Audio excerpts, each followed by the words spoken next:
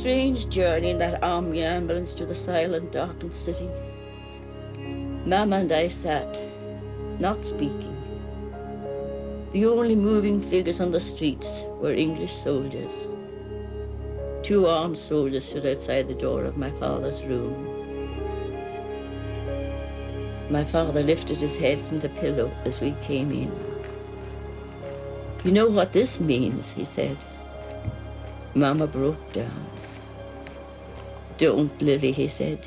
"Don't. You'll unman me." "But your beautiful life, James," she sobbed. "Your beautiful life." And he said, "But hasn't it been a full life, Lily? And isn't this a good end?"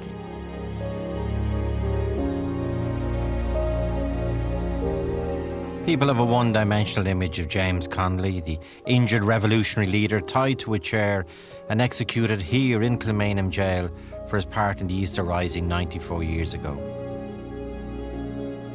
But this was just a culmination of what he said on the eve of his death was a full life. Behind the mythology, there's so much more to the 48 years of James Connolly's great life. He was a complete man, a campaigner, worker, husband, self-taught intellectual, powerful speaker, revolutionary thinker and doer, a true champion of the ordinary man and woman on the street, truly Ireland's greatest.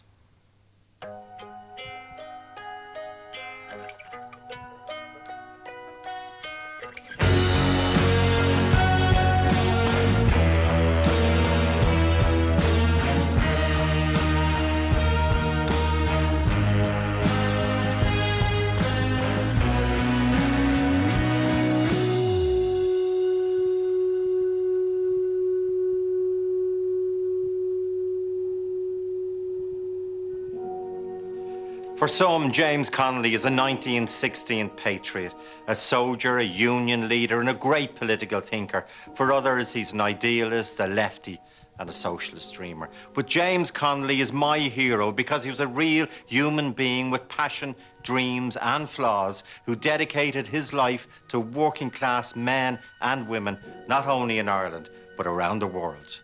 And ultimately, they were his words which inspired the 1916 Proclamation, which defines our innate sense of decency and fairness as a society. That is the greatness of the man. When I arrived here in Trinity in the late 70s, one of the first things I came across was Connolly's writings. The first one I purchased was this, Labour in Irish History. And I remember reading it, and I just couldn't get over the freshness of it, the energy of it. And I just remember almost being mesmerised as I turned the page and another chapter would emerge, and you would say, "Oh my God, that's dead right, that's right." I think I knew what most people knew, and that is about the death of Connolly, not about the life of Connolly. I didn't know, for example, of his absolutely prolific writing, and also how accessible his writings are. They're still in print. They're still selling, and above all, they're still relevant. In fact, what he wrote about then is probably even more relevant in the Ireland of the first decade and a half of the 21st century.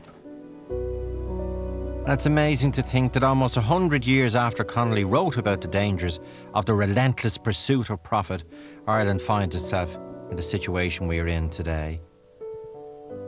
And it's especially ironic when you consider the sort of poverty James was born into in Edinburgh in 1868. He was the youngest son of penniless Irish emigrants who ended up in the Cowgate district of the city, a slum area known locally as Little Ireland, where tens of thousands of people lived in horrible, squalid conditions. The first-hand experience of poverty was to cast a long shadow over James Connolly's entire life. His parents, John Connolly, Mary McGinn, famine emigrants, fled Monaghan, came here to Edinburgh.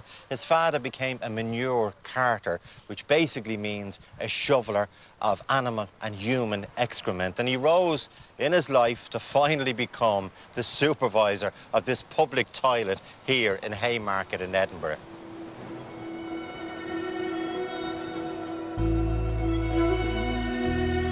In Cowgate, overcrowding, poverty, disease, drunkenness and unemployment were rife. The immigrants were mostly unskilled labourers, work was difficult to find, and the newly arrived Irish were seen as the lowest of the low. And if that wasn't tough enough, Connolly had chronically poor eyesight, had a bit of a stammer, suffered from rickets as a child, and at an early age lost his mother to bronchitis. He had to take whatever life threw at him. Just try to imagine the poverty of the life of James Connolly here in Cowgate. 9 years of age, he'd left school, was working in a printer's, a baker's. One contemporary described this place, the narrow streets, the dingy tenements, the foul smell, the heavy, murky smoke, the toppling chimneys and the battered and patched roofs of Cowgate. And then to get out of this abject poverty, James Connolly did what so many did at that time. They'd no choice, and that was he joined the British Army.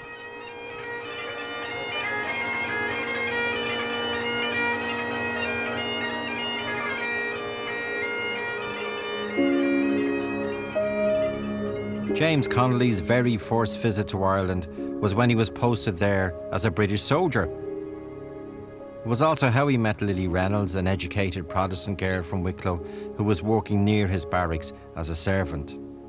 By falling in love with the young soldier, Lily secured for herself a life of upheaval and tragedy, but she became the rock James Connolly was built on and would be by his side until the eve of his death, almost 30 years later. For James and Lily, it was the British Army that started and ended their lives together. It was like that for so many Irish families. The First World War, my granduncle, Kit Carroll from Church Street in Dublin, he was killed Easter Monday, and he was to die in the same month as James Connolly. And when he was fighting in France, I'm sure his family in Church Street in the heart of Dublin were probably supporting the rebels against the British Army. So all their lives are entwined with the British forces.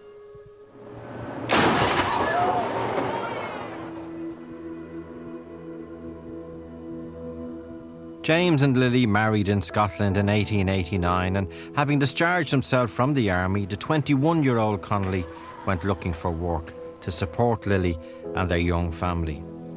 He tried various jobs, including shoveling manure and human excrement, like his father before him. He even had his own cobbler's business, but throughout this period of his life, he found it hard to keep any of these jobs, and even harder to make ends meet.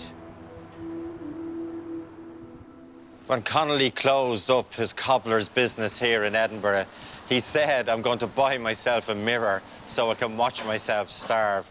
But funnily enough, it was his greatest flaw, this lack of employability, that he turned to his advantage because he had time to think, to muse and to act and organise, and he became involved in the politics of employment, the politics of work. James Connolly had found a cause.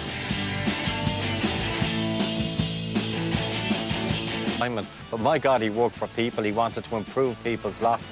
He would have held meetings here in Prince's Gardens in the centre of Edinburgh to try and bring people together. He believed in merit. He believed in self-improvement. That's what James Connolly was all about. Ignited by idealism, he became involved with the Scottish Socialist Federation and came under the influence of Keir Hardie, founder of the Scottish Labour Party. Within 5 years of his marriage, James had stood twice for election, fighting for workers' rights. This was the birth of James Connolly, activist and campaigner. Can you imagine the Scotland of the 1890s? People arguing, debating about the great new political belief, socialism. And James Connolly was at the heart of it here in his hometown. But he also wrote about it, and I read him, nearly 100 years later. And I'm reading things like, the child of a manual labourer should not die a manual labourer, that there was hope, that there was prospect for change in society. And the relevance of James Connolly, to me, 100 years later, to discover that was absolutely electrifying. He still had no permanent job. Life was very tough for the Connollys. Something needed to change. And now we come to a major turning point in the life of James Connolly and his family. Totally destitute, they look at their options. They even consider emigrating to Chile, where the government are offering land opportunities for emigrants, but Lily is totally against it. There's only one other option. Through his Scottish